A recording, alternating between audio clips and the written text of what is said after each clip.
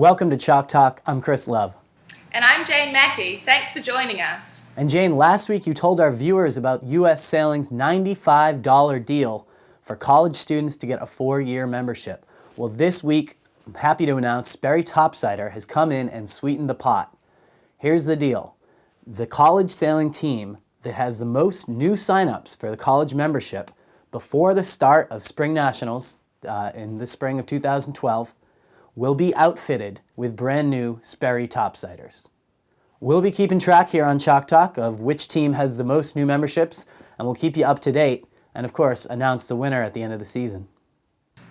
At the Trust, we had 4 divisions on the water. It's always interesting to see how this regatta pans out. Often a great performance in the laser division can really sway the overall team finishes. 4 races were sailed on Saturday, with the breeze dying and never coming back in the afternoon. At the end of day 1, Yale had a 22-point lead in first place, with Tufts in second and BC in third, St. Mary's and Wisco rounding out the top 5. Never getting over 6 knots for the whole regatta, the final standings had the Yale team winning by 28 points, with wins in A and C and a top 5 place in D. Tufts safely in second by 31 points, leading in the single-handed classes with a 3rd in C and a 1st in D.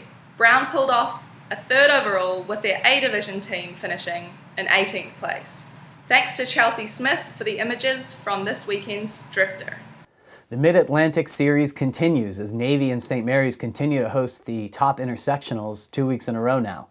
At the St. Mary's Women's, they had slightly better luck with breeze and were able to fit in 9 races. Despite the unstable and tricky conditions, Georgetown managed to win the event by nearly 50 points.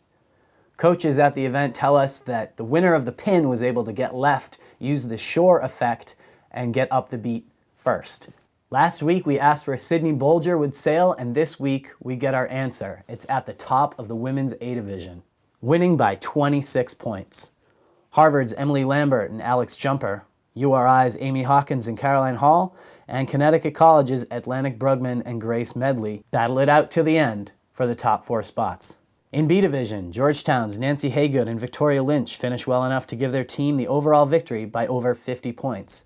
But Dartmouth's Deirdre Lambert and Carissa Crawford and Catherine O'Sullivan take line honors with 36 points. Yale's freshman skipper Morgan Kiss with Amanda Salveson take 3rd. Tight racing overall with 5 to 6 teams very close coming into the last race for 2nd place with a 19-point spread. And thanks again to Franny Coopersmith for these amazing photos we've been getting for St. Mary's 2 weeks in a row now. Best weather of all 3 regattas was at the Mendelblatt, hosted cooperatively by Eckerd and USF. They managed to get 3 round robins in over the whole weekend, with a final 4 to round off at the end also. So going into the final 4, we had USF and SUNY 1 race apart, with USF taking away the regatta. Now Chris, I just want to point out that 2 of my predictions have come right this weekend, so looking forward to next weekend also. Well, Jane, enjoy the beginner's luck while it lasts. But nice work on those picks. And thanks to Colin Weston for that awesome onboard video from the Mendelblatt. Now we turn to a new segment. We're introducing a whole bunch of them this week. The college sailing rankings. It's been 2 weeks since we saw our last college sailing rankings, and so it's time to check in with Meredith Powlison, web editor over at Sailing World. Hey Chris, thanks for having me on the show. Oh, absolutely, my pleasure. So this is really exciting. Tell us what we've got for this week's rankings. For those of you who aren't familiar with Sailing World's college rankings, which are sponsored by Sperry Top-Sider, it's a bi-weekly open coaches poll, which means that every coach in the country gets a vote and they can submit their top 20 co-ed and top 15 women's teams. And then I take them, add them all up, and share them. So this week, in the co-ed rankings, we have a new first place team, and that is Yale. We had 8 coaches vote for them in that first place spot. They take that first place title away from Roger Williams, and Roger Williams had been ranked first for the past 3 polls. We have Georgetown in second place. Roger Williams moves down to third. And then also interesting to see Boston College make an appearance in fourth place. They have moved up greatly over the past couple of rankings here. But it's always interesting, especially this time of year. You got the trucks, which is the co-ed fleet race, versus team racing, and you can totally see the split decision here in the rankings. I love how you show how many first place votes each team got. Yale gets 8, but Georgetown and Roger Williams combined get 7. So a lot of disagreement here. Yale, totally demolished the competition at the trucks, with Joe Morris winning A, Cam Coleman winning C, and the rest of the team doing well enough to win the regatta, but didn't make the Final Four at the St. Mary's team race. And you've got Georgetown, who's the best team racing team. Maybe Boston College, maybe Roger Williams has a shot at it, but they've got the best record right now. And Roger Williams, who just hasn't really sailed at the top intersectionals in the past couple weeks. Some people still think they should be number 1. Just because they don't sail doesn't mean that they've gotten worse. And then for the women's rankings, Yale was ranked at the top of the women's rankings for the entire fall season and the first 2 polls of the spring season. But now we're seeing Georgetown emerge on the top. Also interesting to look at the point spread there in the top 10. You'll notice between 4th place, which is the Dartmouth-Stanford tie, and between 8th place, Brown and Charleston are both tied for 7th there. It's only 11 points. Yeah, I was kind of surprised to see Charleston tumbling from 2nd place last rankings down to 7th, but it really isn't that much when there's such a tight point spread there. Yeah, it'll be interesting to see, especially the women's racing the next couple weekends, and see which teams are going to get into that top 5 for sure. And we also are featuring Brown University in our April issue for the college sailing team spotlight, which is, again, sponsored by Sperry Top-Sider. So every issue you'll see a different team. So yeah, look for it. It'll be good. All right, thanks. Thanks. Now looking ahead to next weekend, we have the BDC hosted between Harvard and MIT, and sailed in FJs and Fireflies. Fireflies are a neat boat brought over from Britain. MIT is the first college in North America to be using them, and they're very similar in terms of size and also maneuverability. So great to have our college sailors sailing them this weekend. I'm excited for everybody up in Boston this week. I've actually sailed a Firefly once at MIT when they had their test boat, and it's pretty cool. That'll be fun. Also excited for the team racing back in action in Mesa. For the first time in 2 weeks, we get to see top-ranked Georgetown, Roger Williams, Stanford, Charleston, and Hobart back together at the same venue for the Aaron Zambecki.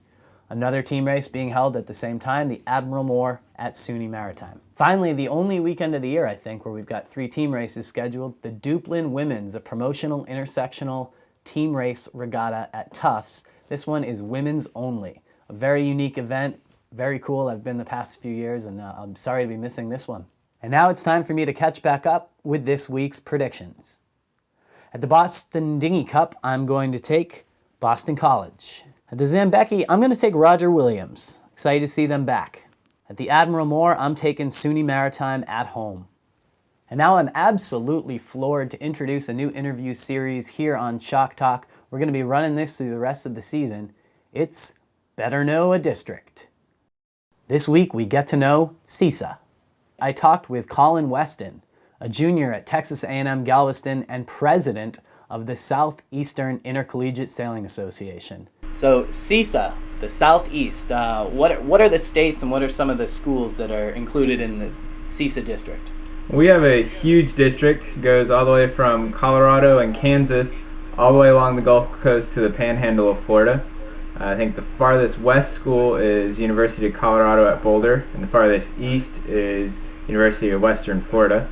We have a lot of the Big 12 schools, University of Oklahoma, OSU, Texas A&M, Baylor, all those big schools, as well as you got Tulane and University of New Orleans and some Louisiana schools. You spend most of the season, most of the year in the district, seeing the same schools over and over. But then we always see CISA at the semifinals and frequently the nationals, where you are suddenly faced with a whole new group of schools and new faces? It's very difficult, to be honest with you. We go from sailing against people who this is their second time ever in a sailboat to people who've been training their whole lives for it. So it's a big jump, and our team and the other teams that have been well established have been working pretty hard to get more competition, like going to big intersectionals or practicing against each other more frequently to raise the level of CISA some. And how about the health of the district? Every district has kind of an ebb and flow. It grows, it shrinks. Where is CISA right now? I'd say CISA is growing pretty well, mainly to the schools in Oklahoma. There's been a huge takeoff of the central Oklahoma schools, UCO, OCU. Their teams have grown rapidly in the past 2 years, and they're still developing, getting it all figured out. But once they get well established, we'll have a much bigger district. The national championship, Spring Nationals, rotates districts every year. This year, it's at CISA. Tell us there's got to be plans already in place. Tell us what to expect this spring. Right now, Lake Travis, I'm sure everyone's heard, is pretty low on water, but we've gotten a lot of rain in the past couple weeks. They should be fine to host everything. They've got a great set of boats. The Texas team as well as the Austin Yacht Club have been working hard. Their new boats came in a couple weeks ago. It should be a great event. Well, that's about all I've got for questions. Any final words about CISA? No, but I think CISA doesn't get much credit for how hard it works because we're so far out of the way of everyone else. But there's a lot of really good sailors here, and we're ready to go. All right, well, thanks for joining us, Colin, and good luck to you and the rest of your TAMUG team for the rest of the season. Thanks. And that brings us to U.S. Sailing's College Sailor of the Week. We had a lot of great nominations coming into this week from the poll at collegesailing.org. For instance, Georgetown's continuing domination in both divisions at the St. Mary's Women's Regatta. Joe Morris winning A Division at the Trucks for Yale. Great sportsmanship displayed by Hobart's Austin Anderson. And an awful lot of Cougar teammate love for Alyssa Aitken of College of Charleston. But in the end, the panel has decided to honor sophomores George Kuchenreuter and Erin Monahan for their B Division win at the Trucks. This is Kuchenreuter's second division win this season, made all the more impressive by the distances traveled each week by this student-run Badgers team from the University of Wisconsin. The women's honoree is also the NISA Sailor of the Week. Freshman sensation Deirdre Lambert and sophomore crews Carissa Crawford and Catherine O'Sullivan from Dartmouth for winning the B Division at St. Mary's Women's. They opened the regatta with 4 straight wins and went on to just squeeze past Georgetown for the win in B Division. Well, that's going to wrap it up for us this week. Join us next week and every Thursday for more on all things college sailing.